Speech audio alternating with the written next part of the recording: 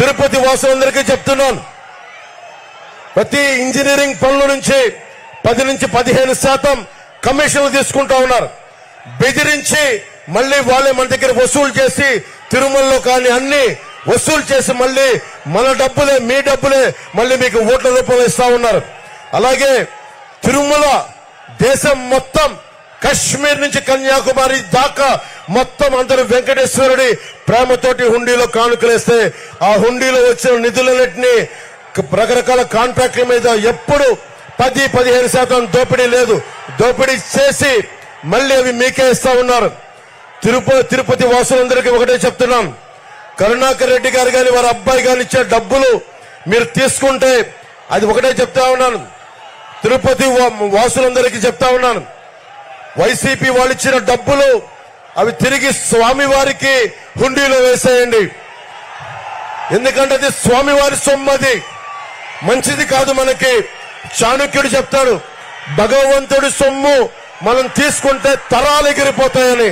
అందుకని చెప్తా ఉన్నాను, వైసీపీ నాయకులు ఇచ్చిన మీరు సాక్షాత్ వెంకటేశ్వరుడి పాదాల కింద ఉన్నవారు, మీరు తిరుమల వెంకటేశ్వరుని సేవించుకునేవాళ్ళు, ఆ డబ్బులు దయచేసి ఇచ్చిన తీసుకుని వెంకటేశ్వరం టీటీడీ హుండీలో వేసేయండి.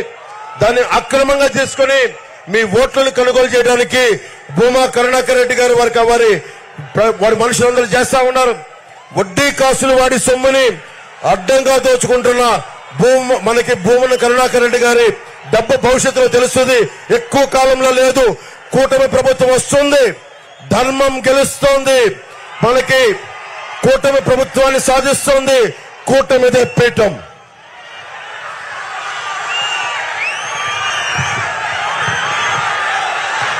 మనం రాగానే దేవస్థానం నుంచి వచ్చే నిధుల్ని ఇక్కడ కాలేజీలకి, ఇక్కడ ఆసుపత్రులకి, ప్రజా సంక్షేమానికి పెడతాం.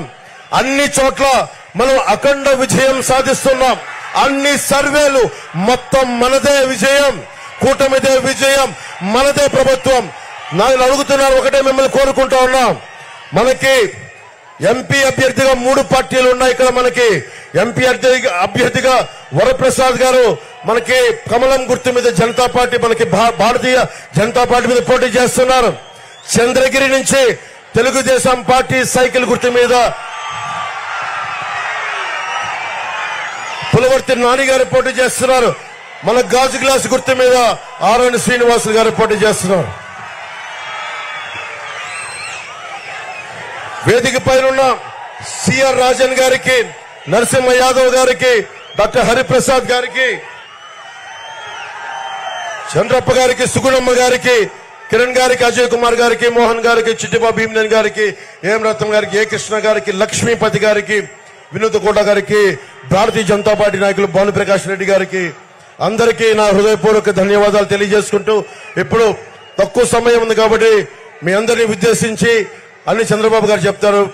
మనకి వారి మాటలు విందాం, వారి సందేశం.